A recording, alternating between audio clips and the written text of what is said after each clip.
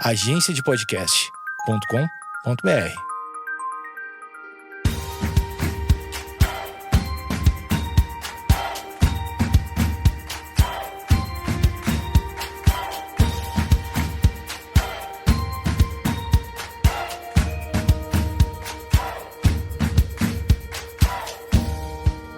Olá, eu sou o Jeff e esse é o podcast sobre canções. Se tu tá ouvindo o podcast pela primeira vez sobre canções, tem episódios semanais, sempre com convidado, a gente fala sobre processo criativo e bate um papo sobre curiosidades da carreira.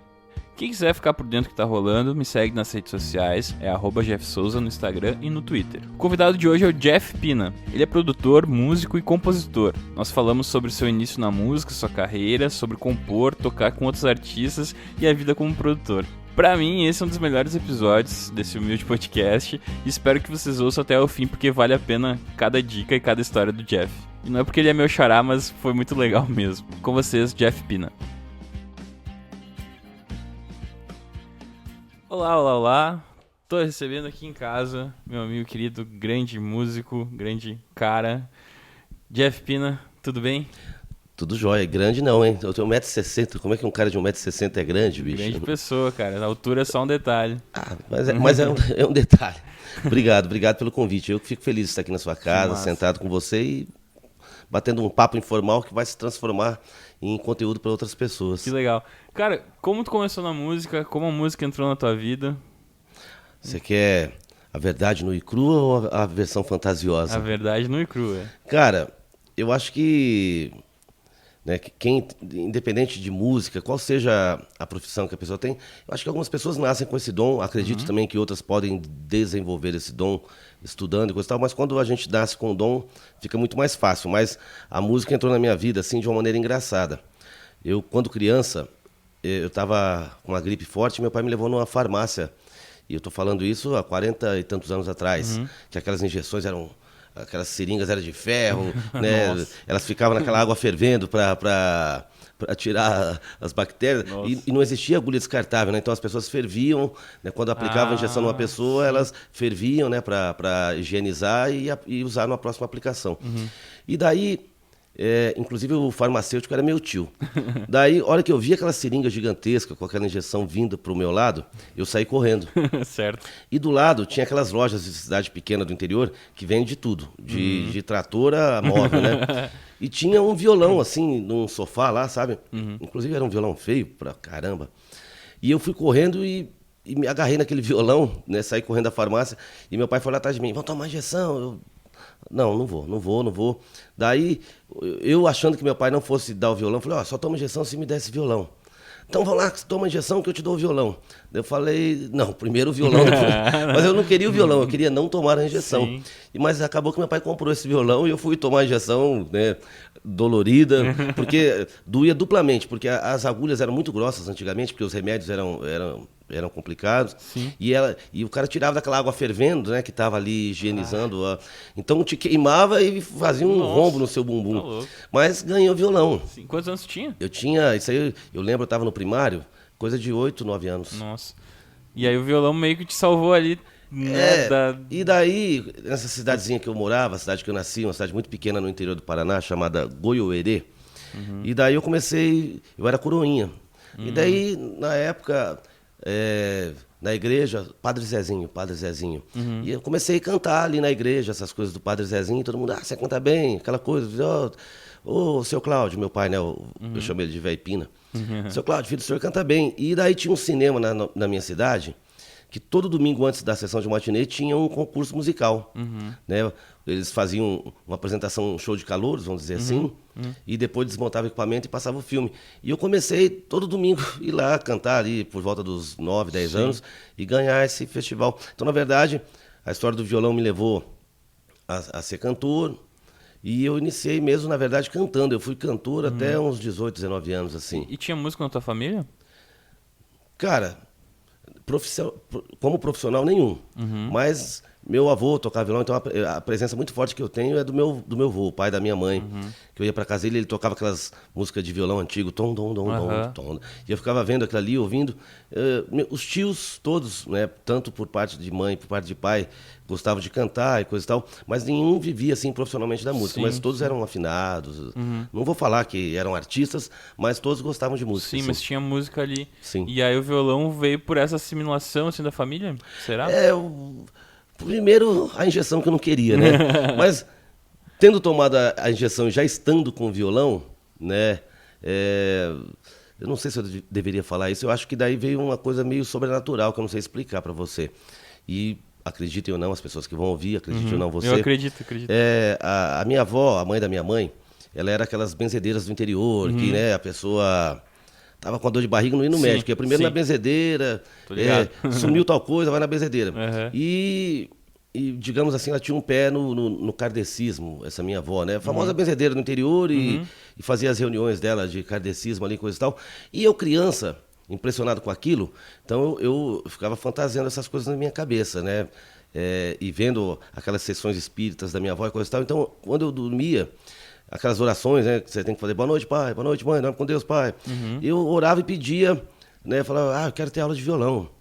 E eu dormia e sonhava com aulas de uma pessoa me passando tal coisa, pessoas diferentes, faz isso, faz aquilo. E eu acordava e pegava o violão, aquilo que eu tinha sonhado, estava ali, fresquinho, eu tinha aprendido. Que massa isso. E aí tu começou a cantar, virou coroinha, cantava na igreja e tal.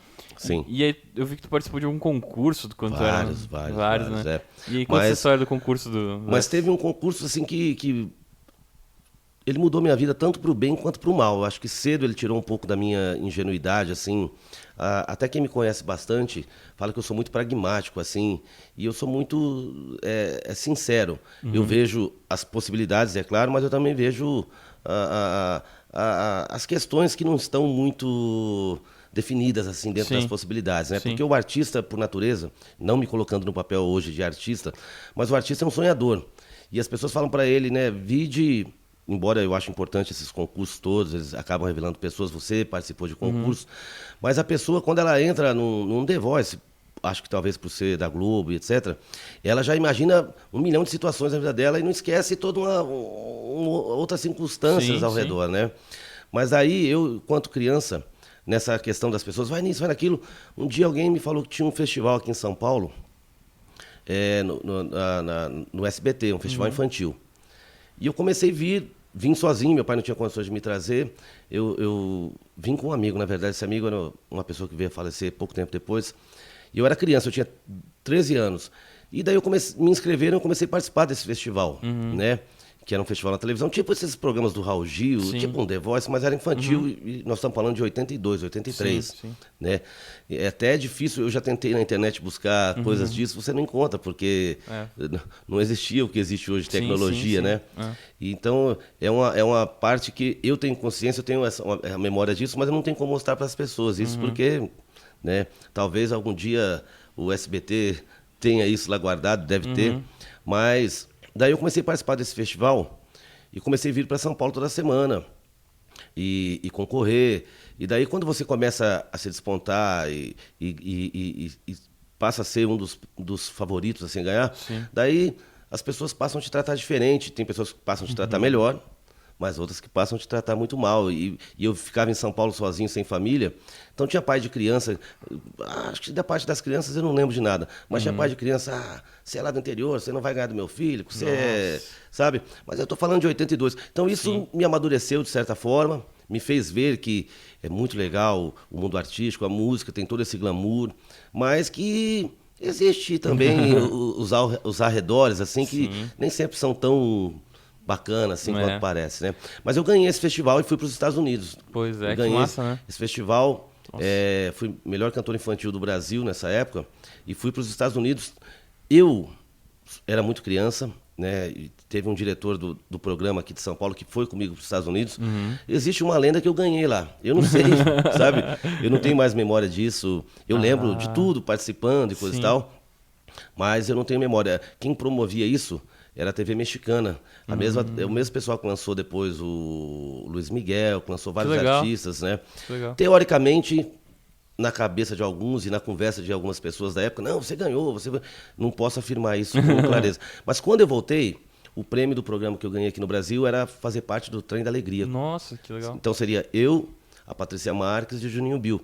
Só que daí a gravadora falou, olha, a gente não pode assumir uma criança aqui em São Paulo, que os pais não estejam aqui, coisa e tal. Sim. Daí começou essa coisa, né, de você, puxa, eu vim, participei de tudo isso, ganhei.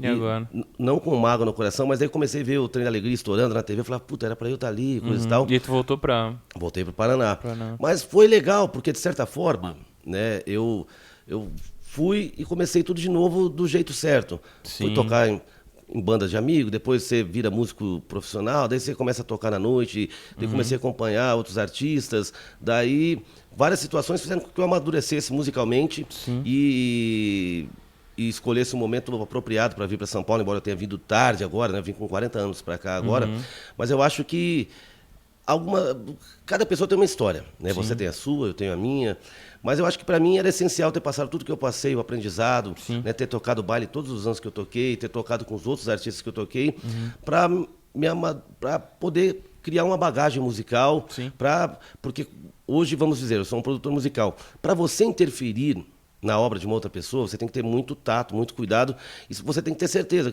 Para eu chegar numa música sua e falar, não, Jeff, ó, vamos mexer aqui, vamos tirar isso aqui, vamos acrescentar aquilo, eu tenho que ter argumentos para isso, e né? bagagem, né? Então eu acho que a vida me preparou para poder voltar mais tarde. Você falou, não, Jeff. E nisso o canto foi ficando esquecido, né? Eu sempre gostei de tocar, comecei a tocar, né? E guitarrista de banda de baile, guitarrista desse, guitarrista daquele. E a vida foi me preparando, foi me dando bagagem. Foi isso que aconteceu. E o canto ficou, embora hoje me ajuda muito quando eu estou com algum artista gravando. Cara, não dá essa nota não, faz essa, não faz isso com a voz, faz aquilo. Às vezes eu produzo algumas pessoas que moram à distância, elas me mandam a guia, voz e violão dela lá. Então, geralmente tem aquela coisa de tirar o tom, tirar o andamento, porque música tem essas coisas, né? Sim. Às vezes um pouquinho mais rápido fica difícil da pessoa. E todos falam, cara, você fez um andamento aí que minha voz, puta, eu não conseguia cantar antes de tal palavra. Eu acho que o fato de também ter sido o primeiro cantor antes de ser guitarrista também ajuda nisso, nesse contato com os cantores. Sim, e tu nunca pensou em voltar essa carreira? Não, nem um pouco. Por que tu acha? Cara, volto a dizer pra você, né? Cada um de nós tem a sua história, cada um tem a sua caminhada. Eu tenho um problema muito sério, assim. Eu não gosto de fazer 10 coisas ao mesmo tempo. Quando eu fui cantor, eu fui cantor. Quando eu fui músico. Quando eu vim para São Paulo, eu nem tinha pretensão de ser produtor. Eu vim para ser músico de estúdio, era meu sonho. Gravar para artistas, estar nos grandes estúdios de São Paulo. Realizei esse sonho. Eu acho, hoje, eu fico muito feliz quando eu pego um disco antigo, porque disco novo não existe, né? E músicos que eu via ali na capa na contracapa ali o nome, baterista tal, baixista tal, e hoje são amigos pessoais meus, né? Eu sou um cara que veio tarde para São Paulo, já vim com 40 anos, e aqueles caras que eu via 20, 30 anos atrás, hoje são amigos que eu vou na casa dele, então eu acho que eu vim muito mais em busca do músico, né? Quero trabalhar com essas pessoas, quero tocar com essas pessoas, e eu consegui isso, mas aí em algum momento houve essa coisa de produzir, daí eu perdi um espaço assim como músico de estúdio, porque eu comecei a me dedicar a essa coisa da produção. Então tem momentos assim que eu paro e sinto saudade de gravar para os outros, daí eu paro e sinto saudade de tocar para mais pessoas, mas eu vou me focando assim, e o que eu acho legal que o produtor é a reunião de todas essas pessoas. É a reunião do músico que passou por todos os estúdios. Então, às vezes eu estou gravando uma música, supondo eu estivesse produzindo... Semana passada eu estava produzindo uns amigos de Curitiba, eles queriam colocar um vocal na música. Falei, cara, nessa região que ele está fazendo a voz, não vai aparecer, eu posso dar muito volume, ela vai ficar pequena, né? Então, esse aprendizado de gravar em quase todos os estúdios do Brasil, seja aqui... Não, eu digo, o Brasil é exagero, mas de São Paulo e do Rio, dos grandes estúdios, pelo menos eu já gravei em todos, né? E para vários produtores. Então, esse aprendizado somou muito na minha carreira para produzir, porque eu falo, cara, mas Jeff, eu queria fazer isso aqui, cara, não vai aparecer. Mas por que não vai aparecer?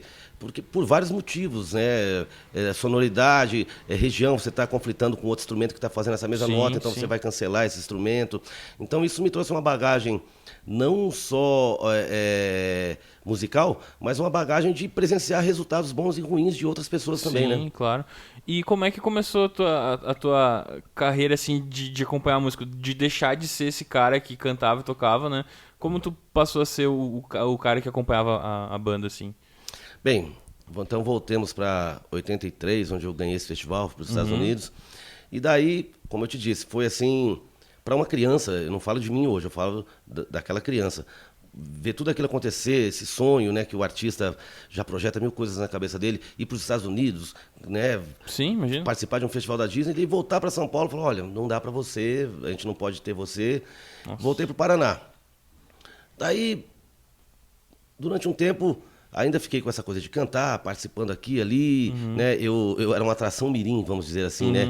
Eu lembro até hoje que eu viajava com algumas bandas, eu ficava dormindo, daí uma determinada hora no baile, eles iam lá, me acordavam, eu ia me apresentar, mas eu tinha que voltar para o 11 dormir, que criança não podia ficar ali dentro, Nossa, né? naquele ambiente. Então eu fazia participações como cantor em bandas. Que legal. E daí essa amizade com os músicos, eu criança, os caras, não, ó, pega a guitarra aqui, toca isso. E eu fui vendo que eu era muito mais feliz quando eu pegava uma guitarra e tocava do que quando eu cantava propriamente no show, né? Sim. Eu acho que cada um de nós, como eu posso dizer assim, sem ser chato, tem uma maneira de gostar de ser visto, assim, e tem pessoas que são mais aparecidas, mais despachadas. Eu gosto de ser visto, gosto de tocar, mas eu não gosto de estar ali na frente. Eu percebi que eu gostava muito mais de estar ali atrás olhando para os músicos do que ali na frente me preocupando com a plateia, né? Entendi. E daí foi natural esse processo, assim, já viajava com bandas, várias bandas do interior do Paraná, como cantor mirim, que entrava num determinado momento.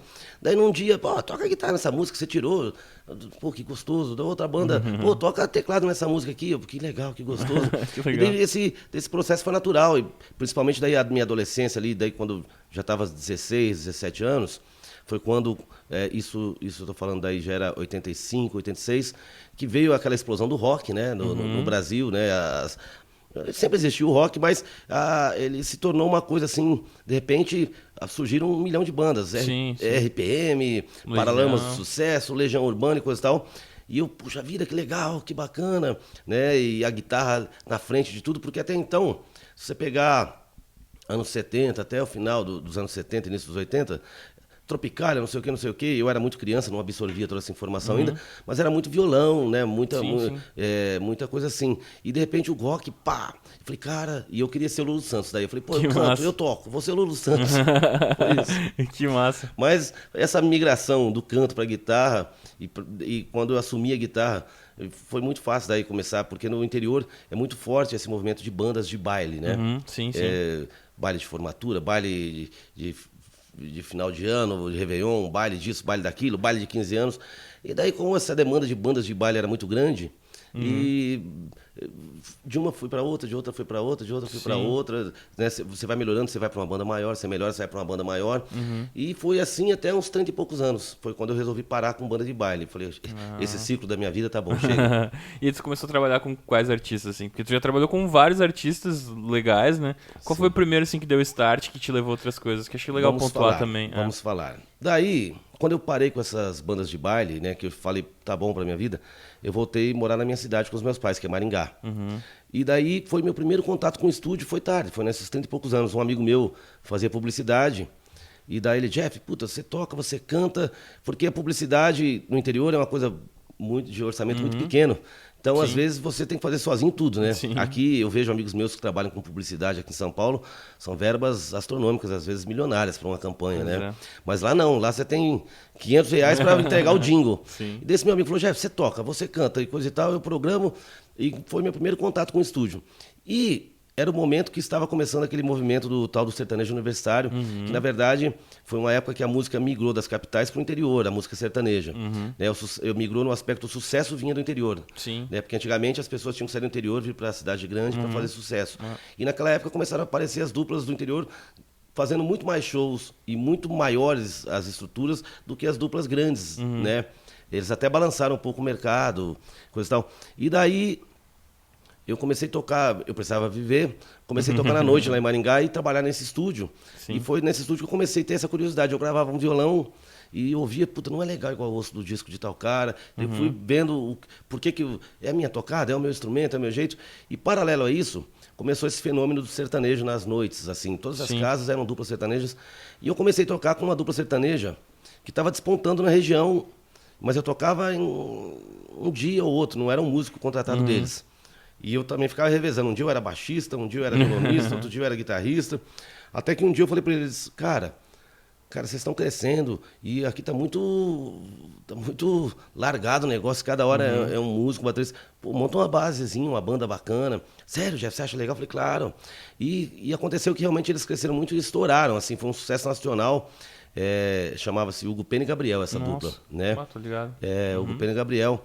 E daí eu viajava com eles, trabalhava, mas eram sucessos regionais. Daí, um dia o Hugo me chamou e falou, Jeff, a gente vai assinar com a Som Livre e eles querem um DVD, vamos fazer? Eu não tinha a mínima noção do que era um DVD, eu nunca tinha gravado um DVD, nunca tinha tocado num DVD, não sabia como se fazer isso, mas aceitei a empreitada junto com ele, vamos, Hugo. Eu ia para casa dele, ele mostrava as músicas. Para mim fazer um DVD, cuidar disso, era... Cara, por que a gente não faz parararará na sua música? Vamos fazer... E a gente ficava discutindo as fórmulas e assim, sem eu saber, me deram o título de... o produtor musical do DVD. Que legal. E eles estouraram, né? A música entrou em novela da Globo, tocaram muito. E como algumas duplas, eles não souberam lidar com o sucesso, vieram a terminar a dupla, tipo, 2 anos depois. Nossa. Mas nesse período... Cara, viajei muito com eles. Eles faziam 20, 30 shows por mês. Eu lembro de um dezembro, foram 26 shows. Nossa. Que daí que me bateu essa vontade de vir para São Paulo. Eu falei, cara, eu já tenho maturidade suficiente para vir. Eu estava com 39 anos. Falei, gosto deles aqui, mas aqui em Maringá é o limite. Eu vou ser músico de estrada de uma dupla sertaneja, que eu gosto, são meus amigos, mas... Eu tinha esse sonho de ser músico de estúdio e eu falei, eu acho que está na hora de eu procurar isso para mim. E até quando eu disse para eles que eu falei, olha, eu vou ficar mais uns 2 meses aí com vocês, depois eu vou para São Paulo. Pô, você vai sair agora que tá bom, agora que nós estouramos, agora... Falei, cara, é meu sonho. Tanto que chegou no último show, assim, e eu havia avisado 2 meses antes. Falei, vambora? Falei, não, cara, eu vou aproveitar que eu tô aqui, que é do lado, vou direto para São Paulo. Como assim? Falei, avisei para vocês. Eu não vou mais viajar. Tô mudando para São Paulo. Não, mas a gente não arranjou ninguém. Eu falei, cara, faz 2 meses eu avisei. Sim. Daí acabei colocando um músico amigo no lugar, porque a dupla tava estourada, tinha muito show. Sim. Eu falei, ó, esse cara aqui vai resolver, coisa e tal. E vim para São Paulo.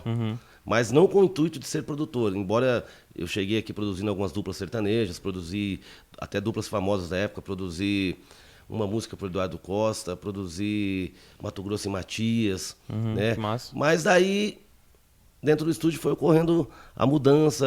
Eu sempre, assim, embora eu vim aqui por causa do sertanejo, gravava com músicos do sertanejo, eu comecei a perceber algumas coisas, assim, quanto as pessoas podem não gostar do que eu vou falar ou não acreditar, mas o quanto o sertanejo fez com que alguns estúdios se profissionalizassem. O músico do sertanejo, esse músico que grava bastante, ele tem muito mais instrumentos. Ele é um cara que é preocupado com a sonoridade, é muito com mais timbre. Profissional, né? É isso mesmo, entendeu?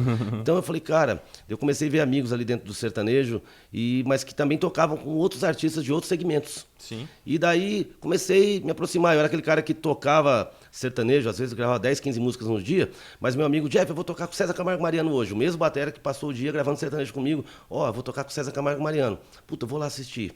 E daí isso foi criando a tal da rede de conexões, Sim. amizades, né? E me fez chegar em outras pessoas e encontrar um segmento que eu me sinto bacana e que eu posso colocar todo esse aprendizado, seja teórico, seja musical, seja... Né, de experiências à base de muito sofrimento, porque você começa uma vida dentro do estúdio sem ter a mínima noção, você faz muita merda, como eu fiz, muita merda, paguei muita coisa, gravei muita coisa ruim por minha culpa, né? Então, mas aí eu falei, bicho, que legal, mas vir para São Paulo fez com que eu me profissionalizasse um pouco mais nessa questão e me trouxe essas conexões com outras pessoas de outros meios musicais. Sim. E foi abrindo portas. E o que tu acha que é mais importante assim, para ser um músico profissional? Cara, um equilíbrio bacana, assim, porque eu venho de uma época, ainda ontem eu estava contando essas histórias, né, pro pessoal da banda da Ana Vitória. A gente terminou uma gravação e a gente foi jantar, eu estava contando as histórias, assim. Eu venho de uma época em que não existia uma responsabilidade do músico. Eu era criança, eu ficava vendo cenas assim, Uma vez nós amarramos o cantor do banco, porque ele queria pular do ônibus, sabe? Deus do Não existia um compromisso, né? Banda, o baterista não vai hoje, pô, vamos, tem algum baterista e coisa e tal. Então essa época não existe mais, né? Sim, É, aquela nossa. coisa do grande músico, mas que é muito temperamental, também não existe mais, né? Eu acho que hoje, Acho que o mercado meio que vai deixando esse cara de lado, né? como hoje na TV você não vê mais esses diretores antigos que davam bronca em todo mundo, eu acho que hoje um tratamento é uma coisa muito mais leve, muito melhor de lidar. Então, o artista, ele quer um músico competente, profissional, compromissado com o trabalho, que desempenha a sua função, porque você, enquanto músico, você é um prestador de serviço, Sim. né? Mas ele quer um cara bacana também, uma pessoa leve, porque a gente vai viajar, a gente vai passar alguns momentos juntos. Então, eu acho que o isso. equilíbrio do profissional e do pessoal hoje é o mais importante. Você tem que profissionalmente atender tudo que te pedem, mas você tem que ser também uma pessoa bacana. Embora eu seja parte da banda da Ana Vitória, eu acabo ainda tocando com outros artistas, né, também.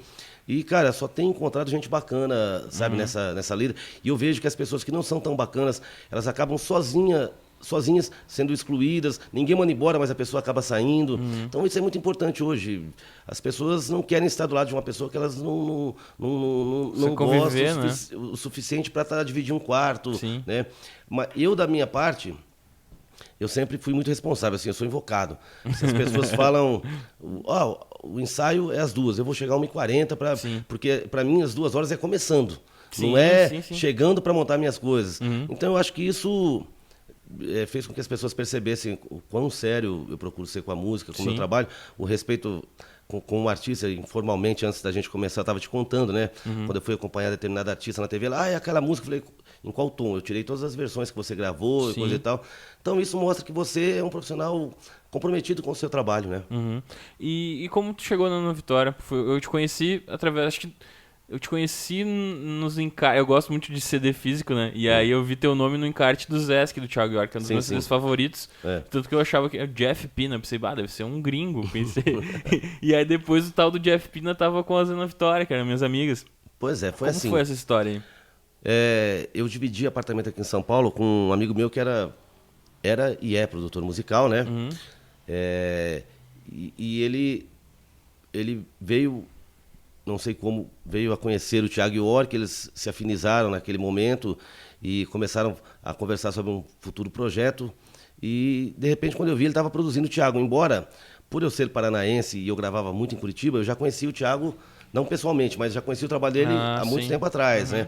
O Thiago, ele não é esse meteoro que apareceu do nada. Ele é um cara que veio construindo uma carreira há anos. Eu já sabia da existência dele no Paraná. E esse amigo meu também era paranaense, também já conhecia o Thiago lá do Paraná. E, inclusive, esse meu amigo morava em Curitiba uma época.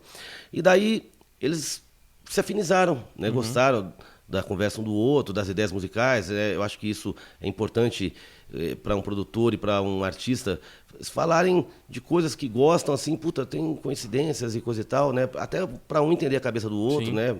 Para já enxergar lá na frente o resultado. Resumindo, eles foram trabalhar.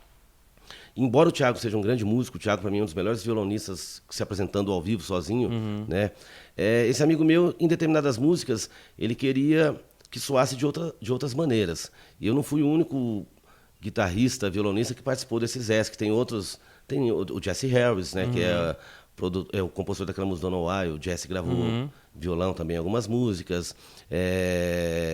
O Dani Lopes lá do Rio gravou. Mas enfim, esse meu amigo falou, Jefferson, tem 3 músicas especificamente que eu gostaria que você gravasse. 2 violão e 1 guitarra, né? Que eu quero acrescentar essa cara nessa música. E o Thiago foi receptivo a isso. Eu achei muito legal da parte dele, porque às vezes é difícil para um artista que também é músico, falar, cara, você não vai tocar na sua música, né? Mas o Thiago foi receptivo, pô, que legal. E daí eu fui para o Rio gravar esse disco do Thiago, e acho que era um período meio de carnaval, acabou que a gente ficou juntos, dividindo um apartamento, assim, vários dias, e eu acabei me tornando um amigo naquele momento do Thiago. Né? Ele já era conhecido, já estava assim, as músicas tocando aqui e ali, mas ainda não tinha vindo aquele sucesso estrondoso do Noite Ver, né? E eu acho que aquele disco, o Zesk, foi uma guinada na vida dele, que ele começou a cantar mais em português, até então não não acontecia, né? Então, eu acho que aquele disco foi um disco assim bem significativo pro Thiago nessa mudança da carreira dele. Mas eu e o Thiago, a gente se afinizou por brincadeiras. Eu gosto muito de brincar, o Thiago também é bem palhação, ele tem aquele jeito sério, mas também é brincalhão, né? E a gente se tornou amigos. E passado um tempo, o Thiago me ligou. Falou: Jeff,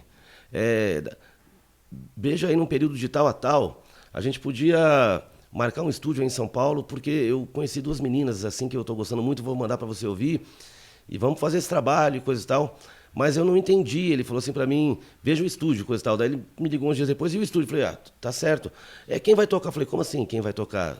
Você não armou o pessoal? Ele falou: não, eu quero fazer em São Paulo, que é mais fácil, você conhece a galera. E ele falou: me indique uns músicos que, mesmo sendo do sertanejo, sejam pessoas capazes de tocar uma coisa que também não soe tão sertanejo.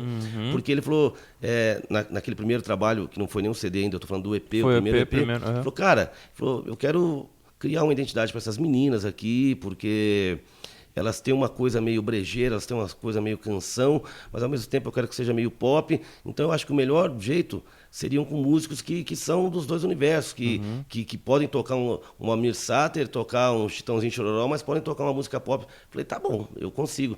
E chamei 2 amigos meus. No dia marcado estava lá o Thiago com essas 2 meninas, e sentamos ali, e foi uma troca de ideia assim mútua, né? Elas chegaram com as músicas delas, o Thiago com algumas ideias, e jogou na mesa algumas ideias, e você apresenta outras ideias que complementam aquelas. Então foi assim, esse primeiro EP foi uma coisa assim, vamos tocar e ver o que vai acontecer isso. Sim. E ficou bonito pra caramba, ficou bem muito legal. massa, e abriu uma porta gigantesca pra elas, né? E desde então, eu sempre estive próximo delas, né? Porque daí veio o Thiago, nesse período ele já tinha lançado o outro disco, né? O Troco Likes. Ah, sim. Né? Quando a gente estava fazendo o primeiro EPzinho da Ana Vitória. E daí a carreira dele deslanchou daquela forma absurda, e ele não pôde estar mais presente em todos, embora ele produziu o CD delas, o depois, né? O que a gente fez, né? Que tem Trevo, que tem os outros sucessos da Ana Vitória. Mas aí veio aquele momento que ele decolou e ele não podia estar mais tão presente. Sim. E daí elas se mudaram para São Paulo, tocavam em lugares pequenos, em barzinhos e coisa e tal. O Felipe, que é o empresário de ambos, né, do Thiago e da Ana Vitória, ocupadíssimo com a carreira do Thiago. Jeff, elas vão tocar num barzinho, você pode ir lá com elas? Fui, e daí acabou criando uma proximidade, uma amizade, e eu comecei meio que a adotar as 2 assim, como filhas, né? Naquele período, né? Porque elas recém-chegadas em São Paulo, desconhecidas, não tinham medo da cidade grande, coisa e tal. Jeff, elas vão tocar no barzinho e tal. Ia lá, tocava as musiquinhas com elas, né? E daí as coisas foram acontecendo naturalmente, elas também vieram a ser esse grande sucesso que são. Mas antes disso eu me lembro quando eu te conheci, tu falou alguma coisa que tu não queria mais pegar a estrada. Não. E aí, como é que apareceu isso de... Cara, foi assim, né? Daí um dia o Thiago me ligou: Jeff, estamos indo pro Rio de Janeiro, tal e tal pessoa vão gravar o disco, vamos pra lá, e coisa e tal. A gente foi, gravou. E eu, no meu íntimo, assim, eu acho que foi, se não a única vez, foi uma das poucas vezes que eu sabia que aquilo ia ser muito sucesso, né? Porque o sucesso é uma coisa inexplicável. Tem coisas que a gente gosta, você grava um artista e fala: nossa, esse cara é foda, e você fala: eu tenho certeza que vai virar, e não vira. Às vezes não tem 100 plays aquela pessoa, e você fala: puta. Mas elas, eu já tinha isso comigo, eu sabia que ia virar. Mas eu tava bem, porque eu tava conseguindo equilibrar a vida de gravar para outros produtores como músico, e principalmente no meio sertanejo, que era muito forte naquela época a produção musical, eu tô falando de 2016, e também produzia algumas coisinhas, assim, eu não era uma pessoa que vivia só da produção, mas produzia minhas coisas. E eu vi que eu sabia, já antecipei na minha cabeça que elas seriam muito sucesso. E daí, quando saiu o CD, o Felipe montou uma banda, né, ele aproveitou o Léo, que é de Curitiba, que sempre trabalhou com o Thiago, e o Thiago estava naquele momento, a carreira, sozinho, o show acústico, né? Daí o Felipe pediu para que eu indicasse um baterista, indiquei. Daí ele: tem 14 shows. Falei: olha, Felipe, eu não gosto de prestar, mas 14 eu faço, né? Porque seria tipo assim, a gente começaria tipo, acho que outubro, faria shows assim, tipo de outubro a novembro. Ele, tem esses 14 shows que eram em ambientes pequenos, Sim. salas menores, e depois eu vou dar um tempo e ver como é que vai ser a vai repercussão. rolar? Só que daí começou, Felipe Jeff, esses 14 viraram 20 e tantos. Você faz? Então, Felipe. Mas aí foi uma coisa natural, eu fui ficando, e foi sendo muito bacana, porque eu fui me aproximando desse público jovem, passei a entender a cabeça deles também, claro, entender não, mas a ver, sabe, visualizar coisas que eu não entendia, assim, por viver um outro mundo, um outro meio musical. Comecei a ver o feedback dos shows lá na Vitória, o que elas recebiam das pessoas, assim, comecei a ver o que as pessoas gostavam, então aquilo começou a abrir minha cabeça para muitas outras coisas. Falei, cara, não está atrapalhando minha vida, vou ficar fazendo show aqui com elas, e fui ficando e tô na estrada com elas desde 2017, né? Não, 2016, final de 2016. E foi muito fenômeno, assim, porque eu conheci 2017, elas nas primeiras músicas e eu pensei a mesma coisa, cara, isso vai virar muito, assim, né? E também eu fui no primeiro show que vocês fizeram, foi na Livraria Cultura, em Porto Alegre, Sim, cabia sim. umas 50 pessoas, eu acho. Exatamente. E aí virou 2 sessões, Sim. e aí no próximo já foi no Opinião, que cabia, sei lá, 4.000 pessoas. Depois já foi no Araújo E aí depois Viana já foi no lotado. Araújo Viana lotado, assim, eu falei, meu Deus, cara, em questão de foi muito legal acompanhar 1 ou tudo 2 isso. anos, assim, eu acho, né? Eu acho muito bacana, assim, como uma pessoa que está acompanhando esse, né, dentro do espaço que me é permitido, acompanhar isso é muito legal, sabe? A gente vê o artista, né, esse crescimento, igual você disse, a gente foi numa cidade, tocou num lugar para 50 pessoas, depois você volta num lugar que cabe 10.000 pessoas lotadas, é muito gostoso, É muito massa, bacana. né? E nesse meio de tocar e tal, tu sempre compôs, né? Cara, como eu te disse, né, lá atrás, eu passei por várias etapas dentro da música. Voltando ao Paraná, quando eu comecei a fazer jingle, que esse meu amigo falou, Jeff, vamos fazer jingle e coisa e tal, eu tive que aprender essa arte aí, porque eu me lembro até hoje, tem uma faculdade lá na minha cidade, que chama Uningá. E o cara veio com um livro de 30 anos da história da Uningá e pediu para fazer um jingle. E jingle tem 30 segundos. Sim, né? 30 anos, Falei, 30 nossa, segundos. Eu pegar... Cara, e foi um desafio assim, que eu me dei muito bem, daí eu comecei a gostar disso. E daí, esse poder de síntese, porque fazer jingle é um poder de síntese muito grande. É você pegar... O cara fala, o meu produto é isso, eu penso naquilo, o cara atingir... E você tem que transformar isso em poucas palavras e explicar tudo isso, né? Então, foi um trabalho muito legal. Eu fiquei uns 2 anos trabalhando, fazendo... Até hoje, quando eu vou na minha cidade, estão os jingles tocando lá nos shoppings e etc. Jingle do cinema, jingle do shopping, até hoje, né? E daí, paralelo a isso, aconteceu essa revolução, né, do sertanejo, que eu falei, o sertanejo universitário. E daí eu vi nisso uma chance, assim, na época. Daí eu comecei a compor, e essa dupla que eu falei que eu fui músico, que eu produzi o primeiro DVD da minha vida, eu falei, meu Deus, isso é um DVD. Eles acabaram gravando várias músicas minhas. Daí foi um período que eu falei, vou virar compositor. Daí eu comecei a vender música. Quando eu parei, assim, música sertaneja gravada, eu tinha umas 70 e poucas músicas gravadas. Que legal. Mas daí eu acabei me desligando. Como eu te disse, assim, vou ser músico de banda de baile, blá, blá. Vou ser cantor, blá. Sou guitarrista. E dessa mesma forma foi a composição. Daí, por estar em estúdio, às vezes, esses dias mesmo aconteceu um fato muito engraçado. Uma menina de longe entrou em contato comigo, queria gravar um EP e mandou várias músicas dela, das quais a maioria eu não achei legal. Falei para ela, olha, a tua música tem que ser mais explicada, tem que ser mais assim, assado. Eu não quero inventar fórmula, eu não quero colocar a música de ninguém dentro de uma caixinha, mas a gente sabe que existe uma forma mais apresentável, vamos dizer assim. Ela, mas como assim que você está me explicando? Eu falei, olha, vou te mostrar. Na minha casa, brincando, eu fiz umas 4 músicas assim, mas em questão de 15 minutos, brincando. Falei, olha, música tem que ter isso aqui, sabe, esse formatinho, refrão aqui, coisa tal. E mandei pra ela, Jeff, eu posso gravar 2 músicas? Eu amei. Eu falei, eu não fiz essas músicas pra você gravar, eu fiz pra te mostrar, pra que você, a partir delas, fizesse as suas canções. Não, mas eu quero gravar as suas. Daí eu falei, cara, me persegue esse negócio. Então, esses dias eu tava com alguns amigos, o pessoal pega no meu pé, Jeff, puta, você tem altas ideias, por que você não senta com a gente? Eu falei, tá bom, vamos sentar. Daí uma pessoa falou, eu queria compor uma música com a palavra tal. Daí eu já saí tocando a música, resultado, dali 3 dias a gente tinha vendido essa música para um cantor de funk, que adorou a música. Que assim. legal. Mas eu não me dedico a isso, cara. Tá, mas as primeiras músicas como é que surgiram, assim, pra ti? Além desse jingle, assim, as primeiras sertanejas, assim, tu sentou, preciso Histórias fazer... reais. Histórias reais. Eu tenho uma música minha que estourou com uma dupla sertaneja no Paraná. Não aconteceu comigo, mas aconteceu com amigos meus. Não, e sim, algo semelhante comigo, mas eu não estava no flagrante, assim. Antigamente, os celulares, todos de botões, né, não eram touch, não travavam e coisa e tal, né? E era só mensagem que a gente mandava.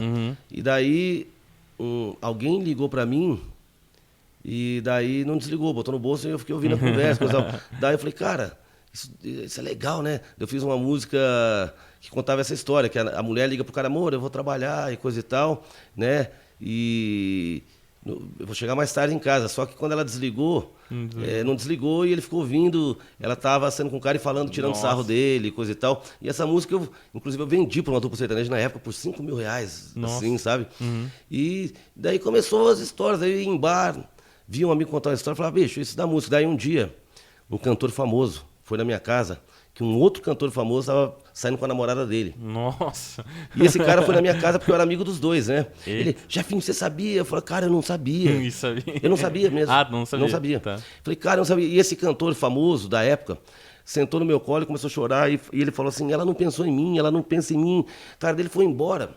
E eu tava morando com os meus pais. Ele foi embora à tarde, eu fui pro meu quarto, era tipo 1h da manhã. Eu falei, pensa em mim, pensa em mim. Daí eu falei, cara, eu tenho que fazer essa música. Meu pai e minha mãe, eu quero dormir. E eu tive que fazer essa música, foi na minha cabeça só essa frase dele. Ela não pensou em mim, pensa em mim um pouco. Daí eu fiz uma música chamada Pensa em Mim, estourou no Paraná. Que legal. Daí eu me apaixonei por uma menina que era de uma família rica lá do Paraná, da minha cidade. E era bem mais nova que eu. Bem mais nova não, mas era mais jovem. E era assim de uma família que mais tarde se tornou uma família muito querida para mim, mas para eles seria difícil naquela época ter vamos dizer assim, um genro músico mais velho e de uma situação financeira muito diferente da deles. E daí a gente namorou 1 ano escondido. Daí eu fiz grandes músicas pra essa menina. E eram todas histórias minhas, assim, sabe? Que legal. E vendi algumas músicas, bicho. Teve uma música que eu fiz pra ela chamada Vírus da Paixão. Cara, grupos gaúchos gravaram lá na sua terra, legal. famoso. Qual que foi? Eu não sei se foi um que tem... embora eles fossem um grupo gaúcho, não sei se foi o Nativos, não sei... Uma banda gaúcha famosa comprou essa música, gravou. Nossa, que legal. Umas 3, 4 duplas gravaram essa música estourou. E depois a mãe dela soube, né, que eu fiz pra ele. Eu me tornei amigo da família, coisa e tal. Então foram, assim, situações reais. Que assim. massa. E o que tu acha que é o método mais eficiente na hora de compor? Assim? Tu acha que é a questão da inspiração ou da transpiração? Ambos. Né, eu acho que... Porque, né, nessa época aí, eu me botei, assim... Que começou a dar certo, esse negócio de vender música pra dupla sertaneja, né? Pois é. Tem dia que você não tá inspirado. Sim. Daí eu comecei a me colocar essa obrigação de fazer uma música por dia, assim. Todo dia eu fazia uma música. Daí no outro dia, talvez eu jogasse fora. Essa mesmo que eu fiz do meu amigo, que foi chorar lá no meu colo, lá, ela não pensou em mim. No outro dia eu ia jogar fora. Quando eu mostrei para as pessoas, pelo amor de Deus, essa música é linda. Pelo menos umas 3 duplas gravaram essa música, assim, né? Então, eu me obrigava a compor. Mas, aproveitando, entrando nesse assunto da composição, né? Você compõe, outros amigos meus. Eu acho que isso está muito presente na música atual. As pessoas estão cantando as músicas delas. Eu acho que isso encurta a caminhada assim para você chegar em algum lugar, porque é você falando sobre você, sobre as suas vivências, né? Mas gostem ou não, assim, eu tento, já falei isso aqui agora há pouco para você, interferir o mínimo possível, porque tem coisas que às vezes eu posso achar que não é legal e essas músicas e essas coisas fazem um sucesso danado, né? E tem vários tipos de artistas, tem artistas que são muito fortes no streaming, tem artistas que são muito fortes ao vivo, tem artistas que são para feira agropecuária, tem artistas que são para teatros. Sim. Então eu procuro não interferir assim, né, na obra da pessoa, mas existe sim um padrãozinho, né? As pessoas querem ouvir um refrão, essa música tem que falar algo. Eu vejo assim, às vezes pessoas me procuram e você vê que não tem uma coerência. Eu pego muito no pé de alguns compositores, a pessoa começa falando dela, dali a pouco é outra pessoa. Eu falo, cara, eu não entendi, desculpa, você está falando de quem? Não sou eu, não, mas aqui você está falando de outra, sabe? Muda o verbo, né? Muda o tempo do verbo. Começa falando eu, não sei o que lá, dali a pouco muda, daí você fala, cara, eu tô perdido. Aqui começou você, aqui não é você. Sim. E por que você tem 4 estrofes antes de chegar no refrão, não é melhor trazer o refrão pro meio, separar essas estrofes? Olha, a sua música, ela tá com 4 minutos e 50. A gente sabe que o rádio limitou isso, a TV limitou, mas hoje também as pessoas elas não querem ficar 2 horas ouvindo uma música, né? Elas não querem ficar... A tua música tem que dar aquele recado meio que instantaneamente, assim, né? Tem pouco tempo para passar o que tu precisa para as pessoas têm pouco tempo para consumir o que tu precisa dizer. Exatamente. Inclusive também. nós estamos demorando aqui. Mas outra coisa também, cara, existem pessoas que são diferenciadas. Tem pessoas que conseguem, assim, fazer uma sinfonia que a pessoa que não tem um vocabulário rebuscado vai entender aquela música. Então tem pessoas que são diferenciadas. Algumas pessoas têm esse dom, né? Sim. A gente não pode pegar todo mundo e colocar no mesmo balaio. Tem pessoas que são ótimas, que mesmo utilizando essa formulazinha A, B, C, que a gente fala da música, né? A, primeira parte, daí o B, que é o pré-refrão, e o refrão, mesmo usando essa formulazinha, consegue fazer músicas incríveis também. Sim. Então, não dá pra gente pegar todo mundo e colocar no mesmo liquidificador e falar, né, não, faça isso. Porque tem pessoas que vão ser diferenciadas, porque às vezes eu posso apresentar esse argumento pra você, tá, mas e o Renato Russo fez aquela música de 16 minutos e todo mundo... Cara... Com todo respeito, você não é o Renato Russo, né? Pois é. Então tem pessoas diferenciadas que conseguem fazer grandes obras e manter a atenção das pessoas e coisa e tal. Que eu acho que não é a questão do tempo da música. Por exemplo, o Faroeste Caboclo, que é uma música longa, tocou em rádio, ela tem uma história. Sim. O problema é quando tu faz uma música de 4 minutos e 50, que ela não precisa ter 4 minutos e 50, né? Acho que o poder de síntese é muito importante, né? Exatamente. E pra ti, essa questão de trabalhar, de já trabalhar, produzir muita gente, essa questão de métrica e harmonia, tu te prende muito a isso, assim, isso aqui precisa ser assim, isso aqui precisa ser assim. Às vezes sim, às vezes não. Tá. Porque, como eu estava te falando aqui, nem todo mundo tem uma genialidade.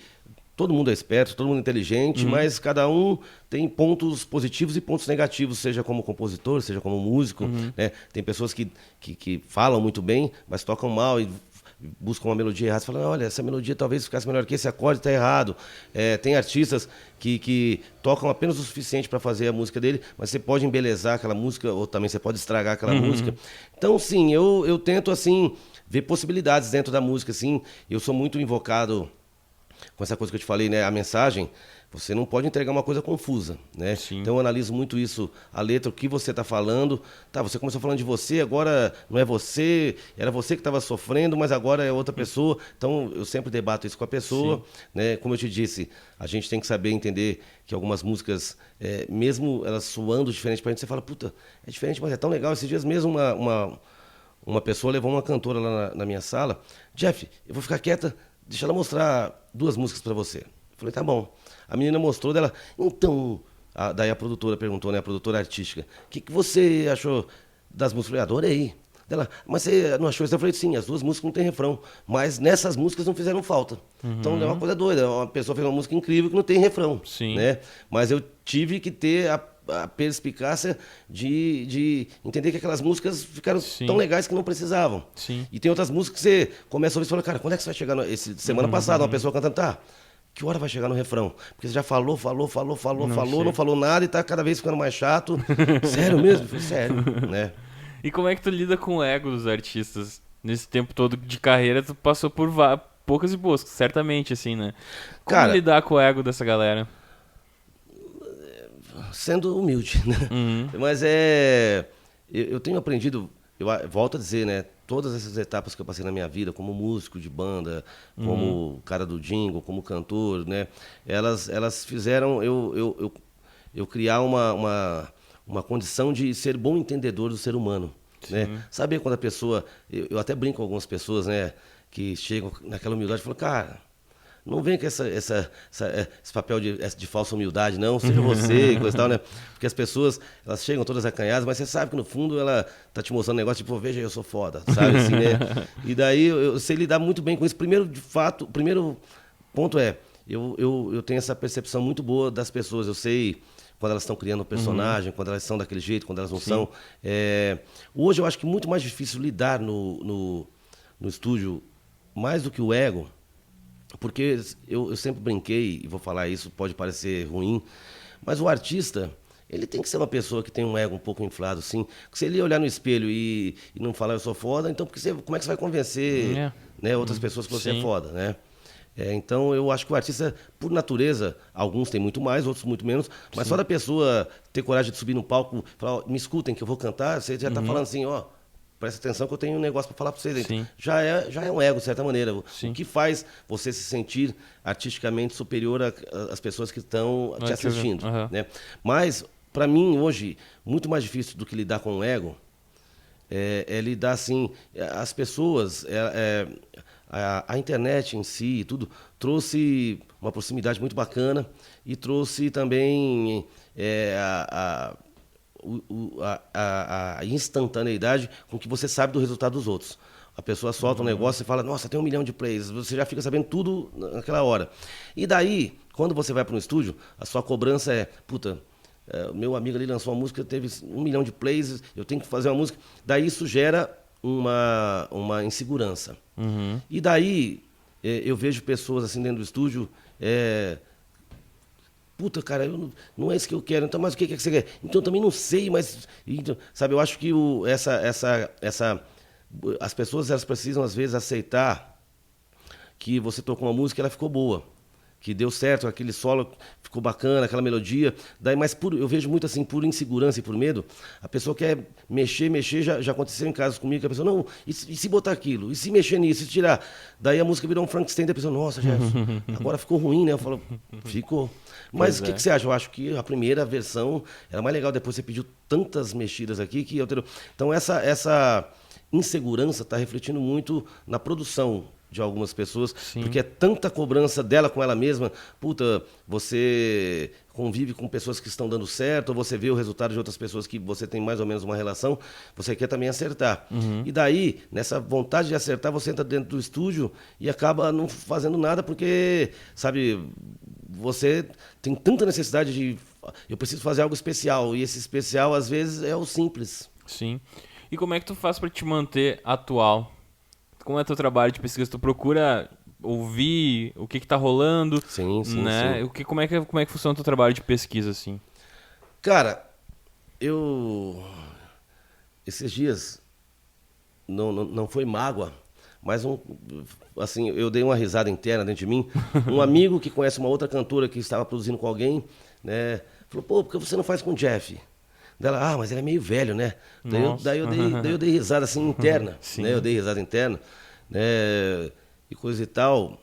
E é claro que algumas pessoas se deixaram envelhecer, né? Sim. Mas eu falei, cara, tô tocando com 2 artistas que são assim, estão entre as maiores jovens da música atualmente, têm 23 anos de idade, elas me adoram, elas me respeitam, elas ouvem as coisas que eu falo, eu tenho esse vínculo assim de sinceridade com a Ana e com a Vitória.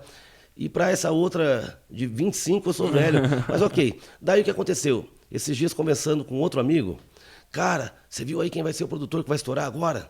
Eu falei, qual? Não, é o Paul Ralph. Eu falei, puta, cara, que legal. O Paul tem 57 anos, meu amigo, eu gravo tudo para ele. Ele produziu recentemente o disco do Lagoon, que tá uma cacetada, é muito bom. Eu vi, achei então, muito bom. O Paul, ele não foi ouvir o que os jovenzinhos de 15, 16, 17 estavam fazendo. O Paul, assim como eu, ele tem uma discoteca interna, porque eu já vi todas as fases da música. E igual você fez um comentário aqui agora há pouco, né? Que você foi andar no Uber, o cara estava tocando uma música sertaneja, você disse, não, deixa aí, porque é uma coisa que talvez no seu dia a dia você não colocaria uma música sertaneja para ouvir, mas ali no carro, pô, deixa eu saber que as pessoas estão ouvindo. Não, mas eu escuto sertanejo. Ok. Mas eu venho de uma época do baile, como eu disse, eu toquei tudo, forró, sertanejo, rock and roll, coisa e tal. Então, só que eu filtrei dentro de mim o que eu posso usar disso, o que eu posso usar daquilo. Então, eu toco com 2 meninas que me atualizam o dia inteiro. Né? Toda vez que eu tô com elas no palco, Jefinho, tu viu aquilo, você viu tal pessoa, nossa, você ouviu aquela música. Então, eu vivo no universo desses jovens, né? Eu produzo pessoas de 16 a 30 anos de idade. Então, às vezes, essas pessoas vêm e eu acho que o primeiro passo de uma produção musical é sentar, conversar, tomar um café. O que você ouve, o que você conversa? Né? Às vezes eu apresento coisas para elas, elas apresentam para mim. Então, a minha troca é diária de informação entre o novo e o velho, que não é tão velho. Porque se você buscar em qualquer estúdio, né, as pessoas estão tentando reproduzir sons que foram feitos lá nos anos 70. Pô, eu queria o som daquela música do Michael Jackson, eu queria o som do baixo daquela música não sei de quem, né? Porque, cara, pessoas geniais lá atrás abriram portas com muito menos recursos do que tem hoje, e tem gente que não consegue reproduzir o que aqueles caras fizeram há 40, 50 anos atrás com muito mais recursos de hoje. Então, eu acho que na música não existe presente e passado, existe futuro.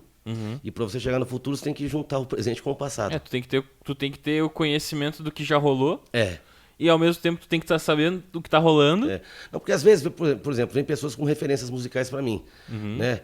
Daí, pô, que o senhor falou, cara, nessa mesma época, isso aqui era meio brega, que eu tava lá pra ouvir. Ouve essa outra coisa aqui dessa época que era muito legal. Nossa, bicho, que do caralho, eu não conhecia isso. Né? Então eu ter passado algumas épocas, eu ser mais velho, fez com que eu ouvisse, né, tudo que aconteceu na música nacional e internacional. E por outro lado, como eu parei de estudar cedo, ontem até uma pessoa ficou horrorizada, que eu falei, cara, eu parei na escola, eu tinha 13 anos e coisa e tal, mas eu nunca parei de ler, então eu gosto muito de ler biografia. Qualquer biografia de qualquer artista, eu vi uns livros aqui atrás da sua estante, que eu tenho todos, né? Legal. E qualquer biografia, cara, só que, por exemplo, algumas pessoas, o cara ele é cantor.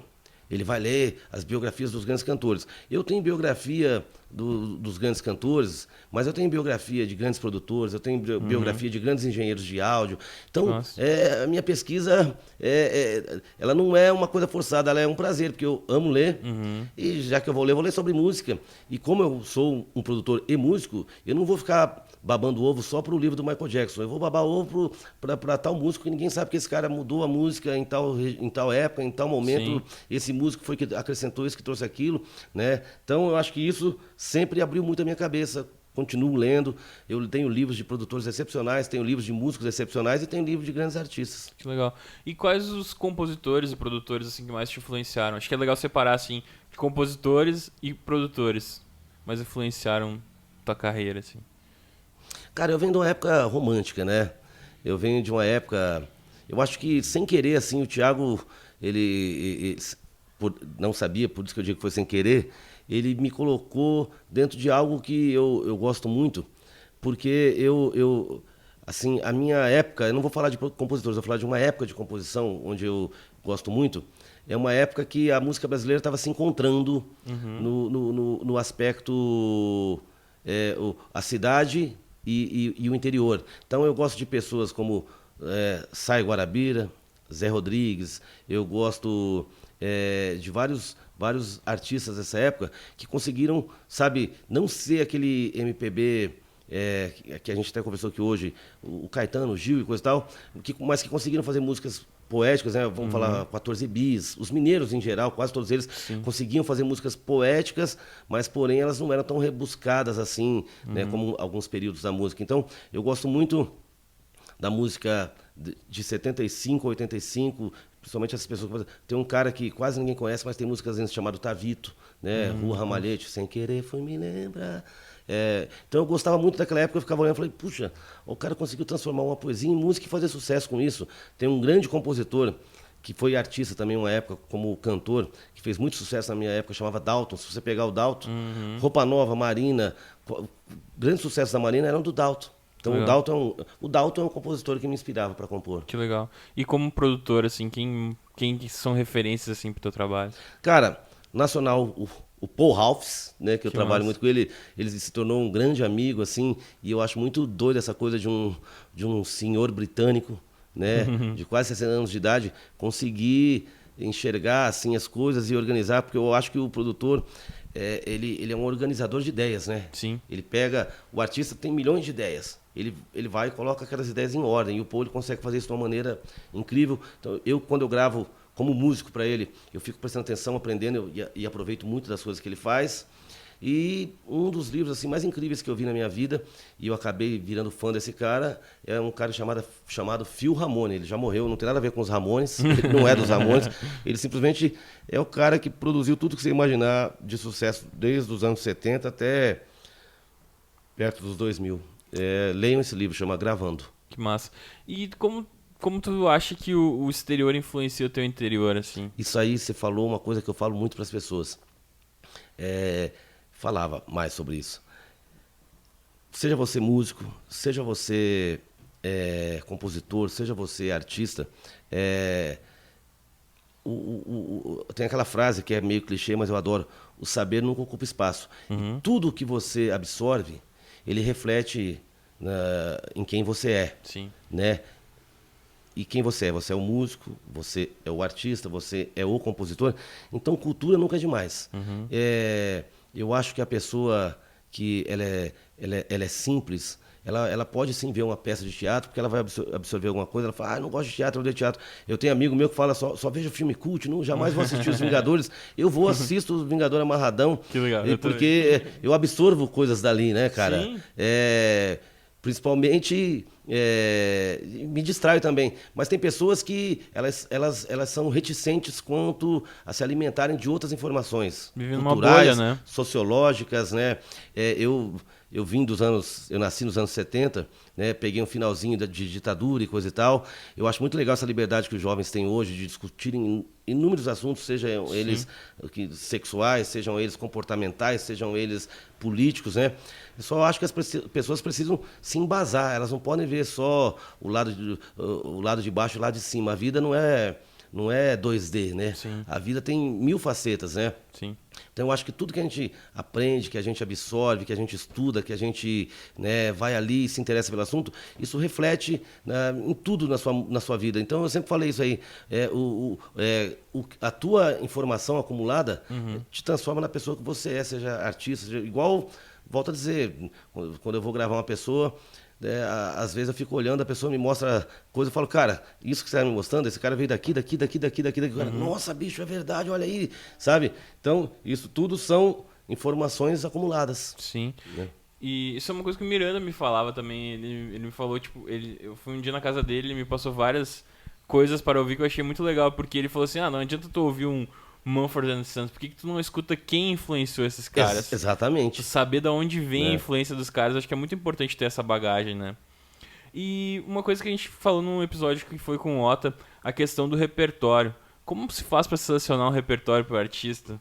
Cara, vamos falar do Ota. Semana passada estávamos eu e ele.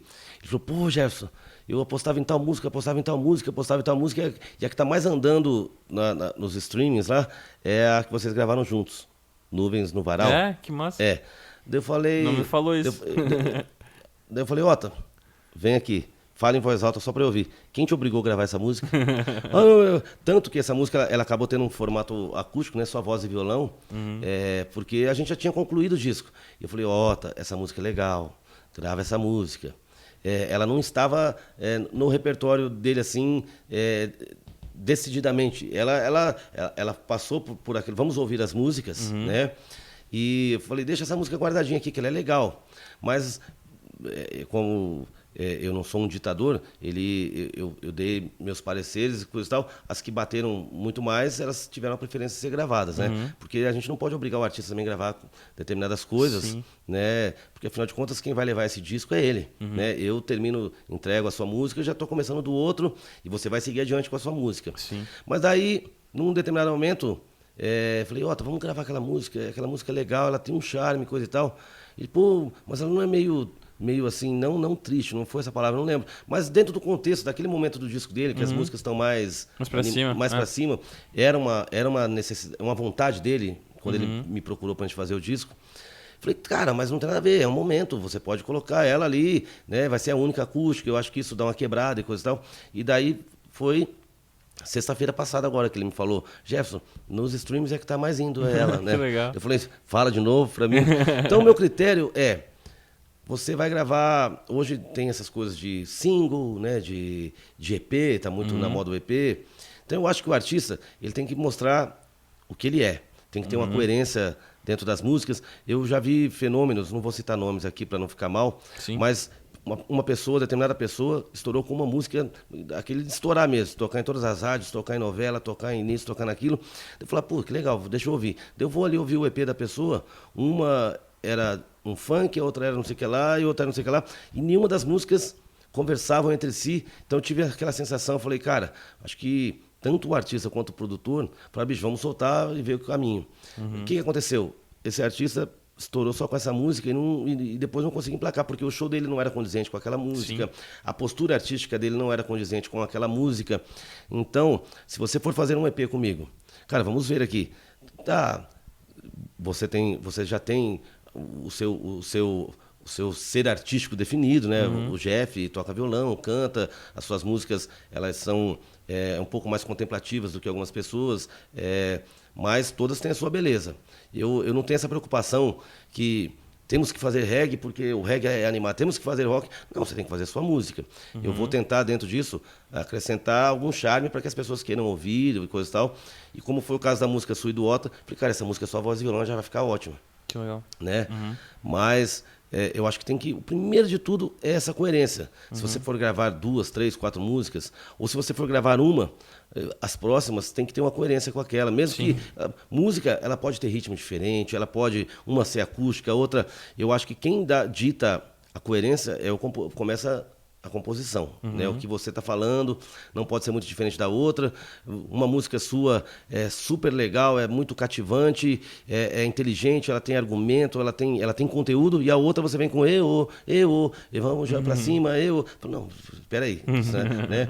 Então, o Ota, vamos falar do CD dele. Quando ele me procurou, ele falou, pô, Jeff, eu já pegava no pé dele, que ele sempre fez umas músicas muito românticas, assim, falava, Ota, legal, mas a tua forma de enxergar o romantismo, ele é um pouco rebuscado, ele não é um romantismo... Ah, se eu te acordasse todo dia com o meu bom dia, de tanto café na cama, sabe? Sim. É um romântico um pouco mais rebuscado dele. Ele não era esse romântico do Melim que é mais direto, mais atual. Falei, Ota, você precisa compor assim, coisa e tal. E daí ele se juntou com vários amigos, inclusive você.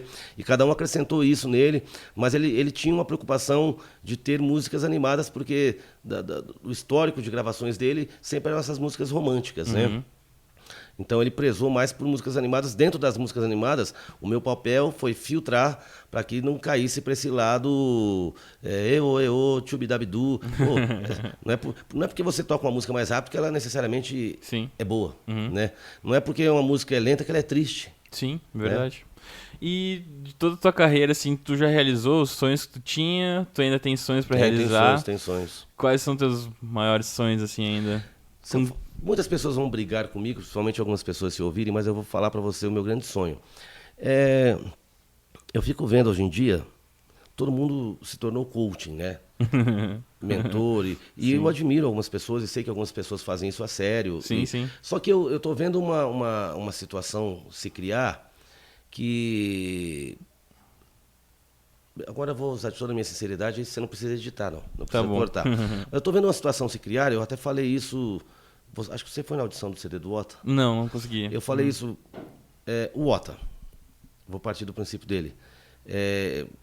Nos questionamentos dele, Jeff, estou preocupado, coisa e tal. Um dia eu falei, Ota, você gosta dessas músicas que você gravou? Gosto. Você está feliz com elas? Estou. Então, por que você está preocupado com o que os outros vão pensar? Porque está se criando todo um mecanismo ao redor dos novos artistas hoje. Eles têm stylist de roupa, eles têm stylist de cabelo, eles têm pessoas que cuidam da rede social, e a pessoa, às vezes, não gravou nenhuma música ainda. Sim. Né? Não, porque ainda estão fazendo um planejamento para ver o meu perfil, como eu vou ser visto e coisa e tal. Eu acho que isso é muito perigoso, porque, supondo que hoje, nesse momento, chega uma pessoa aqui que é aquele cantor, Amado Batista. O Amado Batista vai iniciar sua carreira, ele tem 17 anos, e ele contratou um coaching, ele contratou um stylist, ele contratou... Ele falou, olha, Amado Batista, no hospital, na sala de cirurgia, não dá, né? Não grave, senão que é brega.